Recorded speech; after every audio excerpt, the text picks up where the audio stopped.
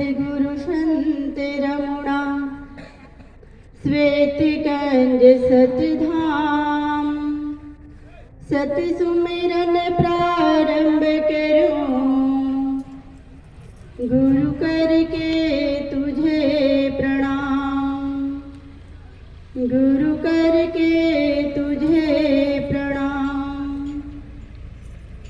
गुरु की महिमा अनंत है मोसो कहीं न जाए तन मन धन सब सौंप के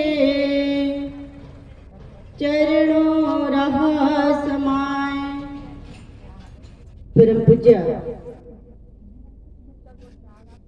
गुरुदेव जी, मुद मंगलमय संत समाज, उपस्थित सज्जनों, ममतामयी माताओं एवं बहनों, आज बड़े ही हर्ष का विषय है कि हमारे आदर्श ग्राम करगा में 2 दिवसीय सत्संग समारोह सद्गुरु कबीर संस्कार आश्रम करगा के तत्वाधान में रखा गया है। आज प्रथम दिन का दूसरा सत्र पर आप और हम सब लोग यहाँ विराजमान हैं। संतों द्वारा प्रारंभ 3 बजे से हो चुका है। भजनों के माध्यम से आप लोगों के समक्ष जुड़े हुए थे। हमारी साध्वी बहन रितु सुधा जी भी भजन आप लोगों के समक्ष रख रही थी। बहुत सुंदर भजन गाती है। शायद मेरी आवाज आप लोगों को पसंद ना आए, फिर भी कोशिश कर रही हूँ। यहाँ मैं कोई कथा सुनाने नहीं बैठी हूँ, एक बात नोट कर लीजिएगा, क्योंकि सद्गुरु कबीर साहिब जी का यह मंच, सद्गुरु कबीर साहिब जी का जो विचारों का मंच जो होता है वो निष्पक्ष होता है। किसी को राग द्वेष के लाग लपेट में नहीं रखता। सब बंधनों से हटा करके कोई जातिवाद को लेकर के नहीं चलता। वो केवल मानव के पक्षधर थे। सद्गुरु कबीर साहिब जी ने मानव को रास्ता बताया, मानवता की रास्ता बताया और मानव को एक समान जीने का अधिकार दिया। आज जो नारियां हमारे बीच में, हमारी माता समाज जो बैठी है, इन माताओं को सत्संग सुनने का कोई अधिकार नहीं था। हमारे पुरोहित पंडित लोग हमारा इस माताओं का अधिकार को छीन लिया था। बहुत गुलामी के जीवन में धकेल दिया था और केवल सेवा और भोग भीमिका का साधन बना दिया था। लेकिन आज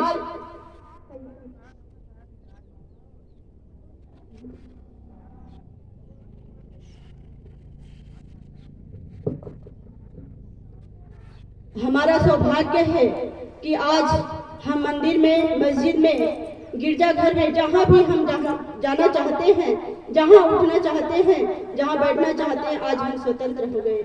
और स्वतंत्र कराने का श्रेय किसको गया? हमारे पूर्वजों को गया, जो ऋषि मुनियों को गया, जो हमारे लिए लड़े। आज हम लोग मंच में बैठ करके दहाड़ते हैं, इसका श्रेय सद्गुरु कबीर साहब को गया। सावित्रीबाई फूले जो देश की नारियों के लिए लड़ा और प्रथम शिक्षा का जो वर्चस्व नारियों में दिखलाए, वो है सावित्रीबाई फूले। उसका हम लोग आभारी है, वो हमारे अग्रज है। शायद ऐसे हमारी माताएं न होती तो शायद एक बार जयकारा लगाते, बोलिए सद्गुरु कबीर साहिब की, साहिब बंदगी, साहिब बंदगी।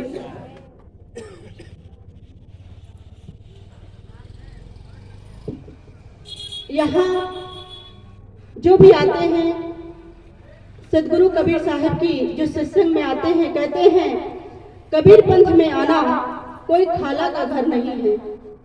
कबीर पंथ में आना कोई खाला का घर नहीं।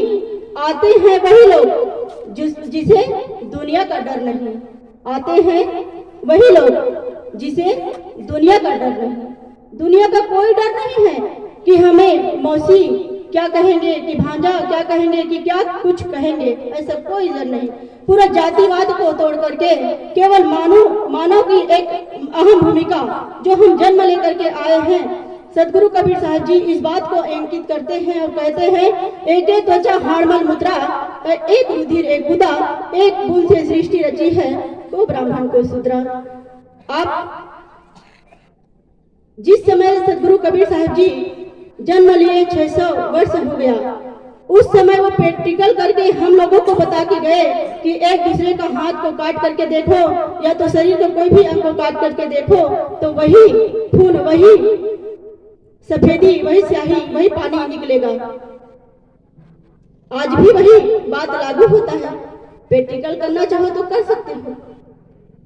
600 साल पहले सदगुरु कबीर साहब जी ने जो कहा वो आज भी वही बात लागू होता है। आप सब बैठे हैं, किसी हमारे भाई लोग अगर एक उंगली काट दे तो वही चीज निकलेगा जो हमारी माता समाज काट दे और निकलेगी, वही खून है। कारी प्यूरी दूहु गाई, ताकर दूध देहु बिल गाई। काली और प्यूरी गाय का दूध आप एक में कर करके देखिए, फिर अलग करने का कोई चांस नहीं है, उसका दूध सफेद ही होता है।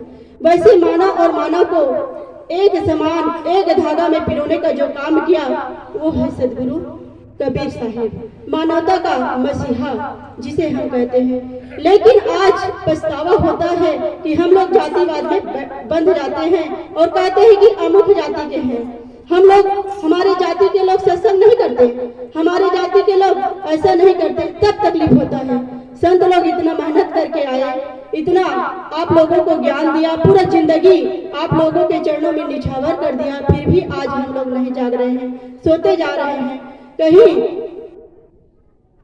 मोह में फंसते हैं, कहीं राग में फंसते हैं, कहीं द्वेष में फंसते हैं और पूरा जीवन तबाह कर दे रहे हैं। मानुष तन सदगुरु मिलन, मानुष तन सदगुरु मिलन, मोक्षो इच्छा होय, दुर्लभ तीनों परम है, पायस योग न होय। मनुष्य तन का मिलना आधा मुक्ति का समान, आधा मुक्ति तो आपका हो चुका, मनुष्य तन में आए हो, और नहीं तो अपने घर में जो पशु बंधा है उसको जा करके देखो। पशु अगर चाहे भी कि मैं आज अच्छा बना के खाऊं तो वो कभी नहीं कर सकता। कभी सोचे कि मैं चलो सत्संग सुनने जाऊं और मेरा जीवन कल्याण हो जाए, मैं अपना सुधार कर लूं, कभी नहीं हो सकता, क्योंकि वह इन खानियों को वो खो चुका है। उसको भी एक मौका मिला था और वो मौका का सदुपयोग नहीं किया, इसलिए पशु खाने में चला गया। इसलिए सदगुरु कबीर साहब जी सबसे पहले प्रथम बात कहते हैं मानुष तन, मानुष तन, उसकी बात है सदगुरु मिलन। मानुष तन तो मिल जाता है लेकिन सदगुरु का मिलना कितना मुश्किल हो जाता है, और सदगुरु मिलता है लेकिन हम लोग पहचान नहीं पाते, और नहीं पहचान पाते इसलिए कहीं मंदिर में ढूंढते हैं, कभी गिरजाघर में ढूंढते हैं, कभी बेल पत्ता चढ़ाते हैं, कभी जाम पत्ता चढ़ाते हैं। बेल की पेड़ में अब पत्ता खोजने को नहीं मिलता, इतना बेल पत्ता भगवान भोलेनाथ को घूस देने चले जाते हैं हमारी माताएं। कैसे दिन आ गया है। अभी साध्वी जी बहुत सुंदर भजन गा रही थी, क्या ढूंढ रहे बन बन घट घट में समाया है। कोई बात नहीं, जिस गांव में सत्संग नहीं होता उस गांव के लोग तो डूबे ही रहते हैं, लेकिन जिस गांव में सत्संग होता है उस गांव के लोग भी डूबे रहे। ये कैसा आश्चर्य की बात है, ये आश्चर्य की बात है कि हम लोग, कान तो सीधा है ना, हम लोग एक कान से सुनते हैं और दूसरे कान से निकाल देते हैं, इसलिए हमारा अपना मानव जीवन का कोई कल्याण नहीं हो पा रहा है। संत लोग उदाहरण देते हैं, कैसे उदाहरण देते हैं।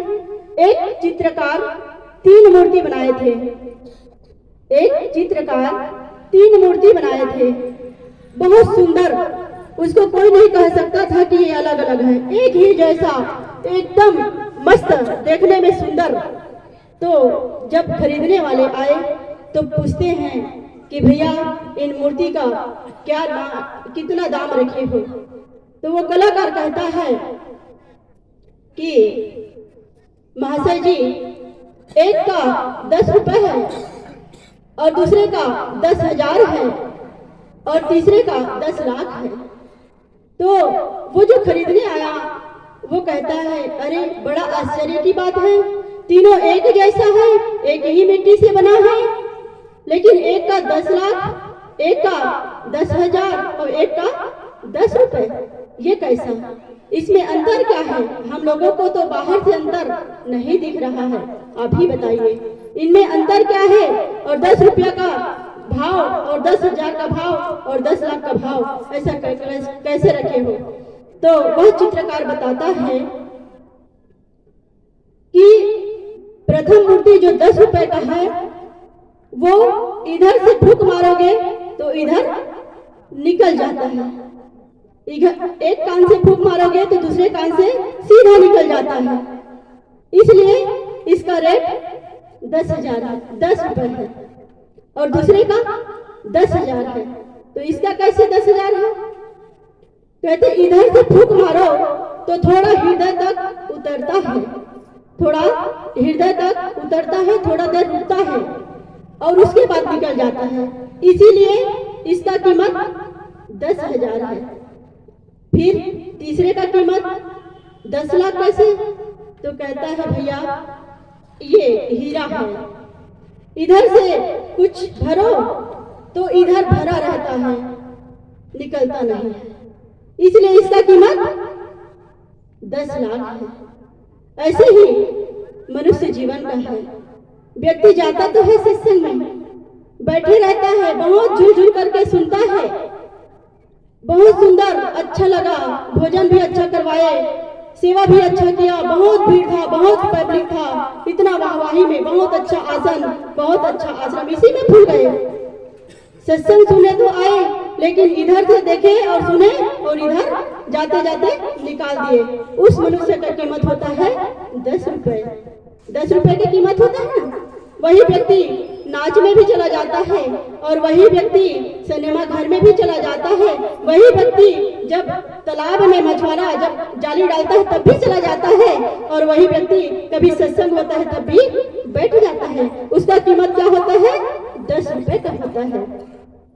और 10,000 का कीमत कैसे होता है?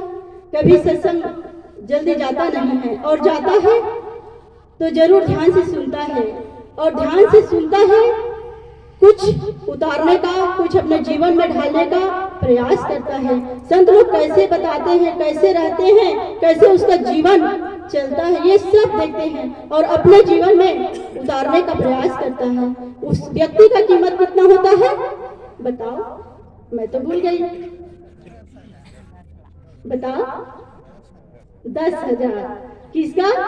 जो थोड़ा सा उतारने का प्रयास करता है, जो थोड़ा सा अपने जीवन में उतारता है और सुनता है ध्यान लगा करके, और सुधरने के जो भाव से आता है, उसका कीमत 10,000 है। बहुत अच्छा से ख्याल रखिएगा जीवन में। और तीसरे वाला का 10 लाख है। 10 लाख किसका है? जो एक बार, एक घड़ी या 2 घड़ी पुण्य यादों में याद, और तुलसी चर्चा राम की कटे कोटि अपराध। तुलसी चर्चा राम की, वो नहीं कहे दशरथ के बेटा राम को, भगवान राम को नहीं कहे, जो अपने, अभी हमारी साध्वी जी क्या ढूंढ रहे बन बन, घट घट में समाया है। उसी घट घट वासी राम को जो जानता है और जीवन में सत्संग सुन करके अपने जीवन में उतारता है और एक एक पल को, जिंदगी को जीता है, झेलता नहीं है। आज हम लोग क्या कर रहे हैं? झेल तो रहे हैं, जी नहीं रहे। जो व्यक्ति जीता है वो मस्ती में जीता है, और जो व्यक्ति झेलता है वो शिकायत करता है। संत लोग अच्छा शायरी जोक डालते हैं, शायरी कहते हैं कि व्यक्ति जीता है, आता है जन्म लेकर के रोते रोते, और जीता है शिकायत करते करते, और मरता क्या है? पछताते पछताते मरता है। तो ऐसे व्यक्ति का क्या कहना? वो 10 रुपए का ही कीमत वाले व्यक्ति होगा। और हम लोग तो आए हैं एक 10 लाख में। 10 लाख वाला व्यक्ति वही होता है जो अपने जीवन का सदुपयोग, धन का सदुपयोग और अपने समय का सदुपयोग करके इन संत महात्माओं के चरणों में समर्पित हो जाता है और अपने जीवन को धन्य बना लेता है। वही व्यक्ति का कीमत 10 लाख रुपया हो होता है। और वो मूर्तिकार वही समझाया कि ये मूर्ति का 10 लाख रुपए कीमत है, क्योंकि इसका जीवन पूर्ण है, कोई प्रकार की दाग नहीं है। ऐसा जीवन हम लोगों को भी बनाना चाहिए। ऐसे आदर्श में जिंदगी जिए तो जिंदगी ऐसे बना, जिंदा रहे दिल साथ तू, और तू ना हो दुनिया में तो दुनिया को आए याद तू, दुनिया को आए याद तू। इन्हीं शब्दों के साथ मैं अपने वाणी विराम करती हूँ। बोलिए सदगुरु कबीर साहेब की, सदगुरु कबीर साहेब की, साहेब बंदगी, साहेब बंदगी, साहेब बंदगी। बहुत